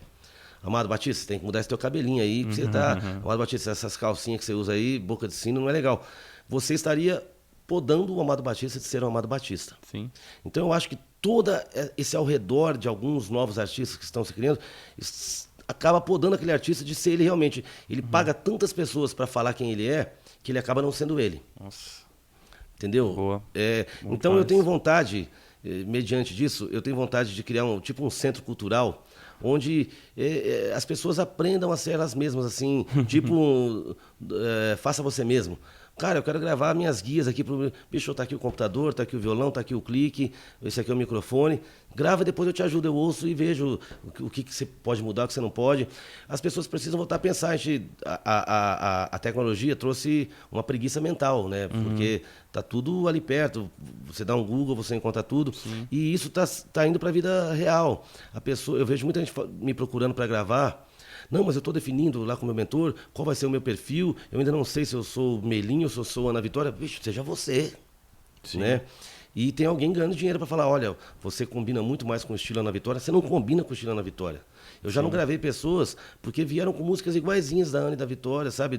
Ou iguaizinhas do Thiago York. Existiu aqui, naquele momento que a Ana Vitória estourou, todo mundo passou a falar o tu, todo mundo passou a falar coisinha bonitinha, ai, você é lindinha, ai, é muito amor pra tu, sabe? Seja você mesmo. E existem profissionais sérios que vão te auxiliar a otimizar o seu caminho. Sim. Existe. Eu, pelo amor de Deus, em momento algum aqui eu estou indo contra as pessoas que prestam um trabalho sério. Mas, mesmo para as pessoas que prestam um trabalho sério, seja contestativo enquanto artista. Sim. Sabe? Por que você acha que eu devo fazer isso? Me explique, me convence. Né? Sim. Me convença sobre isso. Você acha que não está muito ligado à insegurança do artista? Sim, claro que está. E ao mesmo tempo, acho que uma grande parte dos artistas acho que tem um pouco de inseguranças, por mais que tenha aquela questão do ego e tal, eu acho que grande parte existe a insegurança. Só que acho que agora, além da insegurança, existem pessoas que fazem e te oferecem coisas, assim, sabe? Tipo, e o que eu vejo também é que muitos desses artistas têm grana pra pagar. Sim, então, eu acho que talvez essa insegurança aliada a uma oferta de serviço acaba, tipo... A oferta tá grande, né? Pois é, eu acho que acaba... deslumbrando um pouco a galera. E, tipo, sim, bicho. Perdendo como é que eu posso dizer, tipo, a vontade de ser ele mesmo, sabe? Tipo, eu preciso saber o que eu preciso ser. E eu concordo muito contigo nessa parte. Que eu acho que tu pode lidar com a tua insegurança, mas tu tem que ter confiança do que tu tá fazendo, né? Tudo bem tu contratar alguém pra te dizer como vestir, mas... Eu volto a dizer, mas sei lá. Eu acho muito legal, eu conheço profissionais sérios, mas eu digo que mesmo você estando rodeado de pessoas bem intencionadas e que são sérias no que elas se propuseram a fazer pra você, seja contestativo, enquanto artista, né? Tá bem, você acha que eu devo gravar esse estilo, por quê? Não, porque todas as músicas que você me mostrou tem tem essa tendência musical. Tá, mas isso, sabe, questione as pessoas, porque tem muita gente pagando as pessoas para pensar por elas. Bota essa roupa que vai ficar mais legal. Ó, muda seu cabelo para isso que vai ficar mais legal. Não, você... Tem um amigo meu que a gente sempre conversa, e ele, Jeff, negócio de beat, por que você não faz beat? Eu falei, cara, eu faço, mas eu não domino como determinadas pessoas dominam. Sim. Eu tenho um limite, né, de conhecimento para fazer isso, outras pessoas fazem muito melhor que eu. Não, porque, bicho, é isso que tá virando. Não, não é isso que tá virando. Tudo tá virando. Se você pegar na rádio, hoje, dos novos artistas, o Melim, o Vitor Clay, e outros que não me recordo agora, eu digo são artistas de massa, né, que conseguiram romper essa barreira só do streaming, etc, né, que são artistas do mainstream, que tocam no Faustão, não sei o que lá e coisa e tal, né. E tem sim a galera que faz beat, que também tem um João que tá estourado, coisa e tal, mas cada um é né, artisticamente, cada um é uma persona. Se a gente começar a colocar todo mundo nesse mesmo lugar, cara, que beat tá legal, tá todo mundo indo. Ou banda, por exemplo, eu tô muito feliz agora, falamos muito do Paul Ralphs e falamos que ele produziu o Lagoon. Eu tô muito feliz que o Lagoon veio assim com um disco mais banda agora e coisa e tal, porque isso, além de dar esperanças para uma porrada de gente que tá tocando na garagem, né, e coisa e tal, fala, bicho, não é momento de banda, é momento de duo, é momento de violão e voz por causa do Thiago York. Não, tem 1 milhão de bandas que quer aparecer, que quer fazer o trabalho dela, né, e como tem 1 milhão de gente na periferia, que o cara tem um computador, faz uns beats e grava, que também quer um espaço, então tem espaço para todos os estilos musicais, mas você não precisa colocar todos só num lugar, que a balança vai pesar daquele lado, vai naufragar. Eu acho que nem a gente tava falando da identidade, que nem... Eu me lembro quando eu tava no programa, foi em 2014, na época o Thiago tava com o Zesk, eu acho, e aí o cara teve um jornalista lá, um repórter, me perguntou a quem é que, se eu achava que na época não tinha essa onda do cara com violão, né? Sim. Tanto que ele me perguntou assim, tu acha que pode dar certo isso que tu faz, ser um cara com violão? Eu falei, olha, não sei se pode dar certo, mas eu faço porque eu gosto, Sim, né? exatamente. Daí eu falei assim, tem o próprio Thiago York, né, que tá fazendo isso dele. Mas tu acha que o Thiago York faz sucesso porque ele é bonito ou porque ele é bom? Daí eu falei, tu tá me chamando de feio? Porque, né, ao mesmo tempo pra mim não importava essa questão, se ele era bonito, se ele era bom. Importava se ele gostava daquilo que ele fazia. Claro. E ele gostava. E era uma coisa que eu gostava também. E acho que muita gente hoje pensa mais em ser famoso do que ser músico, né? Acho que Isso existe, assim. eu acho que às vezes acontece da galera. Eu não julgo, né? Não, Tá bem longe né? de mim. Mas eu acho que às vezes algumas pessoas usam a música pra ser famoso. Você é celebridade, pra virar agora, virou esse negócio de Influência. De influencer, de entregas. Olha, recebidos. Acabei de receber aqui em casa. Obrigado, gente. Eu vi muita gente que começou grande no YouTube. Você fala, puta, né, você tinha certeza que aquela pessoa ia partir pra uma carreira um pouco mais pra vida real. E continua lá só youtuber, porque ela não gostou daquele lugar que ela tá, daquela zona de Sim. conforto. É celebridade enquanto tá ali dentro, coisa e tal. E quando arriscou shows, não teve toda aquela receptividade. Então, realmente, algumas pessoas, elas querem a fama. Outros querem o sucesso grandioso, mas não caminham para isso, né? Não, volto a dizer, o Thiago foi 10, 12 anos compondo, gravando, tocando, Sim. nem tudo dele estourou, né? Mas ele construiu uma história, ele teve um embasamento para chegar onde ele chegou. Sim. Outras pessoas já querem esse caminho, por isso elas se cercam de 10, 15 assessores, esse cuida do meu cabelo, esse cuida da minha roupa, né? Mas não se esquece de criar uma caminhada aí. Sim, sim. É isso, meu amigo. E qual artista que tu gostaria de trabalhar ainda que tu não trabalhou? Eu? É. Qual artista? Que eu Tem gostaria de algum trabalhar? artista que tu ainda não trabalhou, que tu gostaria de trabalhar? Cara, eu tinha um sonho na minha vida, esse acho que eu não vou realizar. Um dia tocar num show do Roberto Carlos. Nossa, Roberto Carlos. Eu gostaria, cara, um sou dia. fãzaço. Mas eu acho muito do caralho o fato de ele trazer com ele aqueles músicos que estão lá de 50 anos, 40 anos. Eu acho isso um Cara, respeito muito grande que ele tem. E eu jamais ia ocupar a vaga de uma pessoa daquela que está com ele ali há 40, 50 anos. Sim, mas esses tempos, eu até tenho um amigo meu, o Greco Burato, ele é lá do interior também, de Taquara, e aí esses tempos ele me chamou pra compor, ele saiu de Taquara, foi trabalhar, foi pros Estados Unidos estudar, e aí ele começou a tocar com artistas lá, enfim, tocou com Shakira, tocou com um monte de gente. Sim, sim. E aí ele me chamou um dia pra compor, aí eu fui lá compor e tal. Aí, final, eu vi que ele gravou um DVD com o Roberto no Abbey Road. Ele era a banda que tava tipo, com os caras lá. E aí no final do ano, no especial, o Roberto Carlos tava ele tocando guitarra com o legal, Roberto. cara. Eu falei, nossa, que massa. Então, tipo, acho que pode rolar esse sonho aí. Não pode. Mas é, que você falou assim, porque eu cresci sabendo que ele era o grande cara da música brasileira, né? É o rei. Né? Então, ele tá aí desde que quando eu nasci ele já era sucesso. Então você segue e você cresce e segue admirando a pessoa, Sim. independente de alguns momentos ele ter lá um gosto duvidoso, mas ele é o Roberto Carlos, né, cara? Sim, é o rei. Eu, por exemplo, uma vez, logo que eu cheguei em São Paulo, me chamaram para tocar um DVD do Chitãozinho Chororó, fui tocar violão e guitarra. Não, violão. Cara, quando eu toquei Evidências Coisas, eu falei, cara, eu tô tocando Evidências com o Chitãozinho Chororó. Nossa, imagina. Então, eu sentiria essa mesma sensação tocando Emoções com o Roberto Carlos. Nossa, que massa. Me chama pra esse show aí. Se algum dia acontecer, eu vou falar. Jeff, lembra que a gente falou? Músicas por encomenda, tu já fez alguma música por encomenda? Já. Pra quais artistas, assim? Não, assim não sei te falar para quais artistas, eu não lembro nenhum conhecido, mas de duplas sertanejas já preciso de uma música falando disso, preciso de uma música falando daquilo, já fiz sim. E qual artista, assim, que tu gostaria que gravasse uma música tua? Roberto? Não. Um artista que eu gostaria que gravasse uma música minha? É. Um dia, não um artista especificamente, assim, eu tenho vontade de voltar a compor, igual aconteceu, eu fui só fazer um demonstrativo para a menina do que era uma composição um pouco mais lógica do que a dela, ela acabou gravando.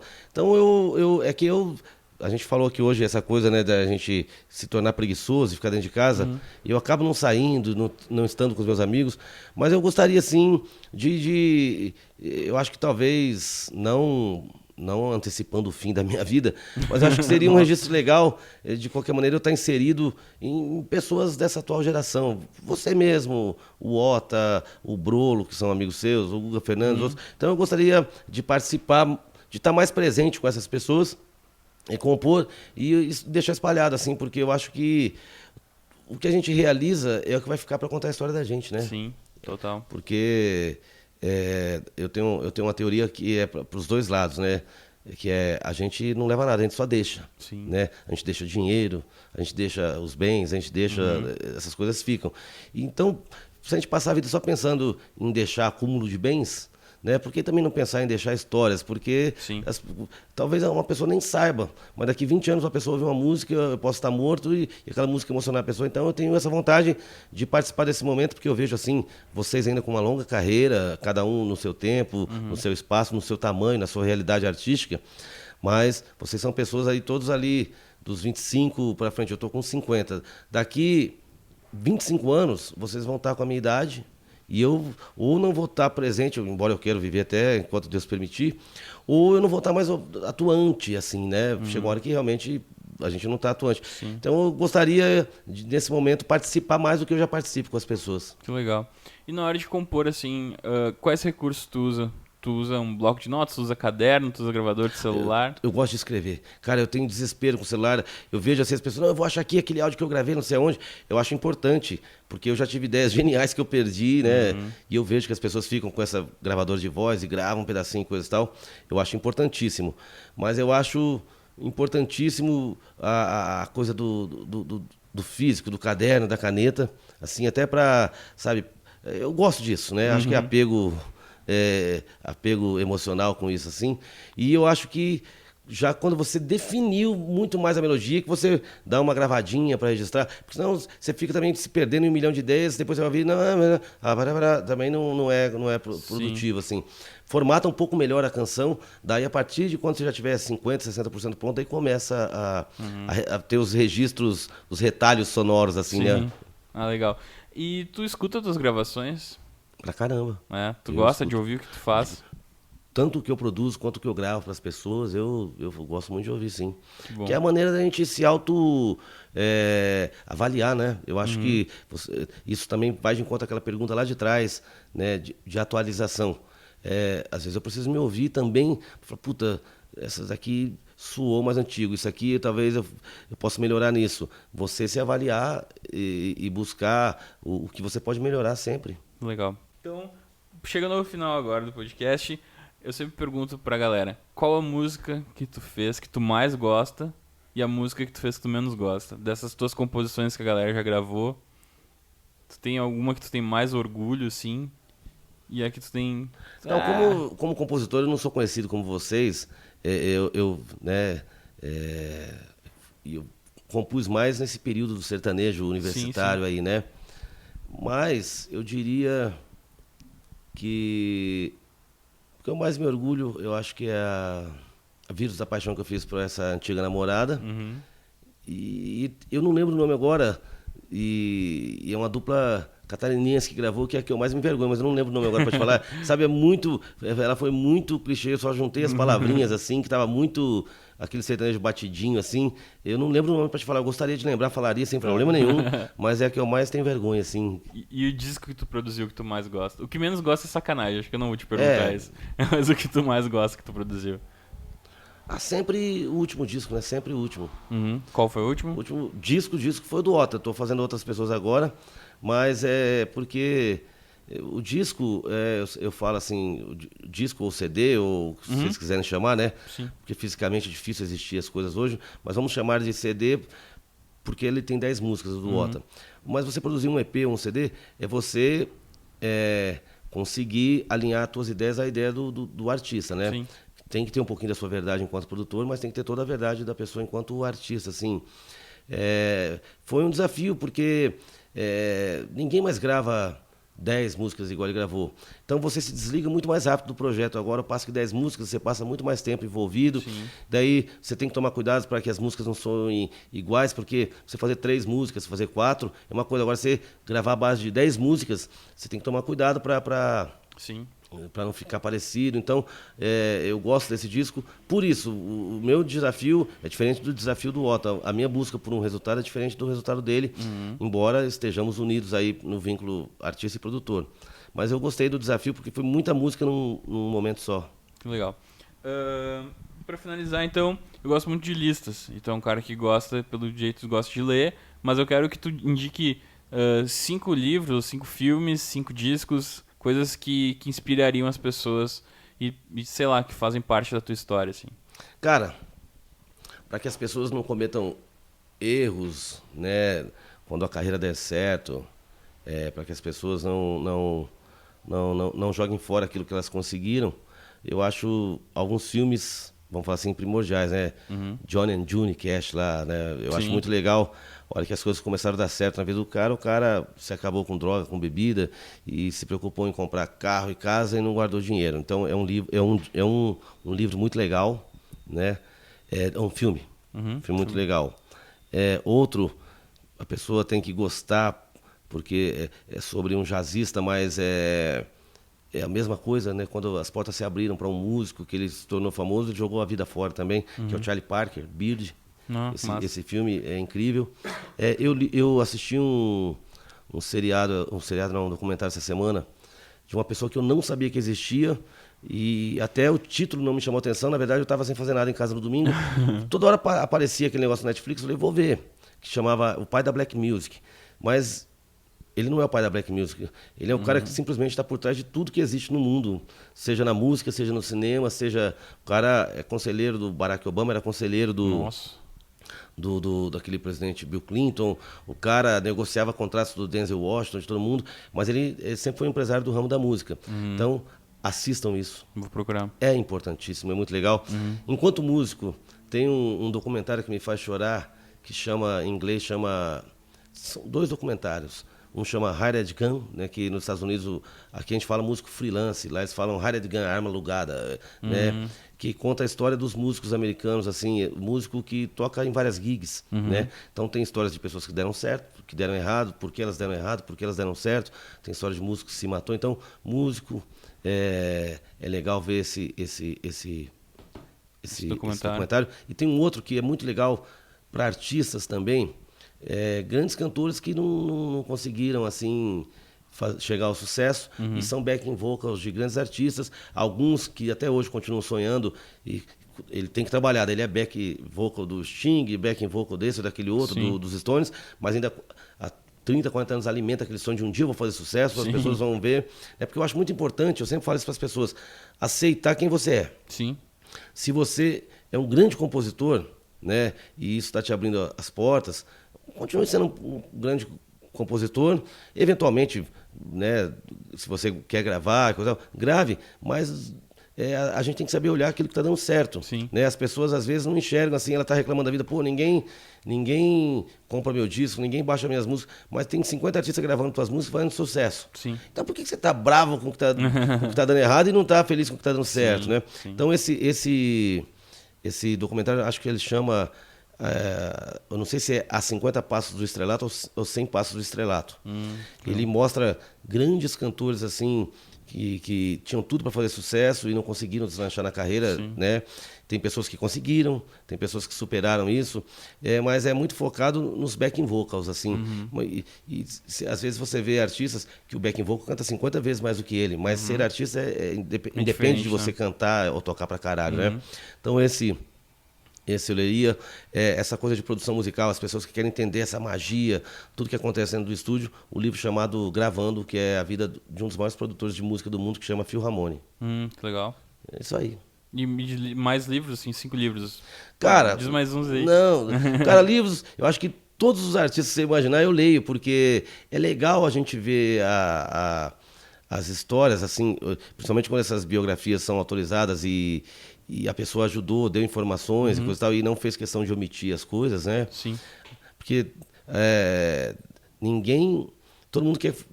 As histórias, às vezes, as pessoas gostam de fantasiar, eu catei tomate, daí um dia, coisa e tal. Tem pessoas que tiveram a sorte de já começarem bem, que nunca precisou se humilhar, nunca passou fome e fez sucesso. Eu gosto dos dois casos, quando você vê que a pessoa se ferrou pra caralho e conseguiu, deu certo. E também acho válido a história de quem teve sorte, gravou e estourei, pronto, e foi isso, né? Porque o teu talento, ele independe da tua condição social. Verdade. Temos pobres e ricos, pretos e brancos talentosos. Sim, né? Não é a tua classe que vai definir o tamanho da sua arte. Mas, cara, de artistas, todos que você entrar numa livraria e tiver, eu tenho, bicho, assim, por exemplo, eu esqueci agora o cara que cantava Great Balls of Fire, um pianista, Jerry Lee Lewis, eu tenho um livro dele, é do caramba. Eu tenho um livro dos Stones, de uma etapa da vida deles, assim, de uma fase, quando eles se exilaram na França para fazer um disco que tinha tudo para que chama Exile in Main Street, né, que eles exilaram numa cidade lá da França, compraram uma casa. Na verdade, eles estavam fugindo do fisco britânico e se mudaram para a França e foram viver todos juntos numa mansão. Imagina a loucura, o auge das drogas, eles ali. Esse disco quase não saiu, morreu, todo mundo que estava ao redor morreu de overdose na época. Tem um livro muito foda do Eric Clapton, a vida dele, é uma biografia autorizada. Cara, esse livro ficou na minha cabeceira por muitos anos assim, por amor e por ódio. Você vê que, é claro, você tem que saber a pessoa que ele se tornou, né, tudo que ele passou, mas é um cara que conseguiu afetar a vida de muitas pessoas ao redor. E nunca foi forte o suficiente para se suicidar, mas, sabe, muitas pessoas que conviveram ao redor assim acabaram se suicidando. A interferência maléfica em determinados momentos da vida dele que ele teve na vida de outras pessoas que se mataram e etc. Mas ele conseguiu se reinventar, dar a volta por cima. Então é um livro assim que eu não abro mão, esse livro. Como é o nome do livro? Cara, eu não lembro, eu lembro só da capa, assim, mas eu tenho esse livro, eu vou ver e te mando depois, que é do Eric Clapton, acho do caralho a vida dele. Mas, e discos que marcaram a tua vida? 5 aí que... Não tem, cara. Sabe por quê?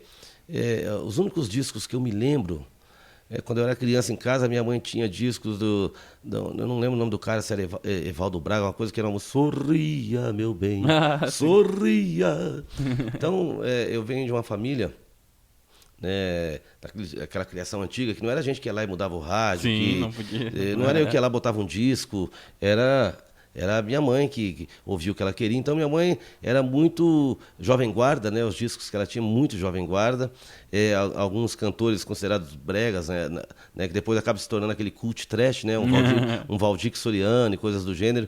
E meu pai, bicho, isso eu nunca vou esquecer, meu pai tinha um disco chamado Polícia Orquestra. Isso sempre desenvolveu essa vontade de ser músico, porque era só músicas tocadas eram vários instrumentos de cordas, né? Bandolim, cavaquinho, coisa. Até eu ficava ouvindo essas coisas, então sempre isso ficou na minha memória. E depois, com 13, 14 anos, eu saí de casa e já fui trabalhar. Então eu nunca estive num lugar meu, eu ficava indo na casa de um, morava um pouco na casa de um, morava um pouco na casa de outro. Então eu não tive o espaço para eu montar a minha discoteca e deixar meus livros, meus discos lá e coisa e tal, entendeu? Aí acabou não marcando tanto. Não. Tá. E pra finalizar, o que tu diria pra quem tá começando nesse universo musical? Qual dica que tu daria pra essa galera aí? Primeiro que eu ouvisse inteirinho esse podcast, porque eu acho que a gente foi fazendo um apanhado de tudo isso, né? A gente falou de composição, eu até extrapolei falando o que eu penso agora desse momento onde os artistas estão tão cercados de muletas de pessoas. Sim. E às vezes nem todos que eles contratam. Eu vejo gente aí falando... aprenda como sua música ir bem no Spotify. Onde essa pessoa estudou? Que matéria é essa? Né? Aprenda a sua... Né? Qual faculdade tem essa matéria? Aprenda como sua música ir bem nas plataformas e coisa e tal. Eu vejo gente que nunca tocou um instrumento falando que tem a forma do sucesso e coisa e tal, né? E como diz a minha mãe, falar até papagaio fala. Então, eu digo assim, tome cuidado, né, com as pessoas que você se cerca. Eu sempre falo para as pessoas, bicho... Tá tudo aí hoje, o que dá certo e o que dá errado. É só você entrar na internet, mas com o olho, com uma visão observadora e questionadora. Né? As coisas que deram certo estão ali e as coisas que deram errado também estão ali. Sim. Hoje, você sabe a vida inteira do seu artista predileto. Todo mundo sabe a história da Ana Vitória, que a Ana fazia medicina, que a Vitória fazia teatro. Então, hoje as informações estão todas aí. Então, o artista ele precisa ter o sonho, ele precisa ter essa vontade, né, de que as coisas deem certo, é claro, mas sonhar de forma consciente, né? Sonhar assim, sabendo que o raio não cai duas vezes no mesmo lugar. O que deu certo para um Thiago York, que a gente falou muito aqui hoje, o que deu certo para uma Elis Regina lá atrás, né? Talvez não seja o que vai dar certo para você, né? No finalzinho da nossa conversa eu falei, né? O talento ele está presente em pessoas nos variados lugares, na favela, na cidade, no interior, né? Então a pessoa só precisa ficar atenta. Isso tem que ser uma coisa que é de verdade na pessoa. Não adianta a pessoa falar, eu quero tocar porque é legal, porque meus amigos estão tocando. Que eu vejo isso acontecendo. Vejo pessoas querendo cantar e tocar só para estar perto de outras pessoas que cantam. Pô, eu sou legal porque eu também toco, entendeu? E coisa e tal. Sim. E não é assim, né? É legal tocar e cantar, é legal. Mas se você quer fazer disso uma profissão, seja ela seguindo a carreira de artista, ou a carreira de produtor, ou a carreira de cantor, ou a carreira de músico, é uma coisa séria, né? Vai estudar, vai melhorar a tua performance, seja qual área você escolher da música para você. Porque, volto a dizer, né? As pessoas... É igual...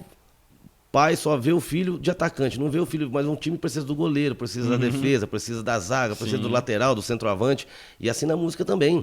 A música precisa dos grandes artistas, como precisa do cara da churrascaria que toca lá no domingão, aquelas músicas que você está comendo carne. Então, é isso. Beleza, obrigado, Jeff, por ter Obrigado vindo aqui eu. em casa, por ter participado. Tamo junto aí. Quem quer te seguir nas redes sociais é @JeffPina. Jeff Pina. Jeff Pina, vou deixar ali. E aí, entra em contato se quiser produzir contigo também. Será manda um prazer. Se não quiser produzir também, tem tanta gente legal aí produzindo. Não, eu tô brincando aí, é ser maldoso. Não, Mas pô, eu tô sempre de portas abertas, assim, para trocar ideia com as pessoas, porque não é só produzir. Às vezes, a gente conversando, não vê que, de repente, eu não posso acrescentar, ou a pessoa também não me interessa, né? Eu já deixei de produzir pessoas porque eu realmente não gostei do trabalho, ou achei que elas não estavam prontas, assim, para falar, eu quero agora, nesse momento, já gravar e coisa e tal. Mas, no mínimo que eu faço é atender bem, ouvir as músicas das pessoas. Cara, às vezes eu tomo cada susto, tô dormindo de madrugada, eu toco o WhatsApp. O senhor pode... A pessoa já manda, o senhor, né? Pode ouvir minha música? Fala, amanhã eu ouço. Daí eu ouço e eu dou um feedback. Olha, desculpa, você ainda falta muito, vai aprender. Eu sempre respondo às pessoas. Legal. Isso aí, então. Valeu. Falou. Obrigado.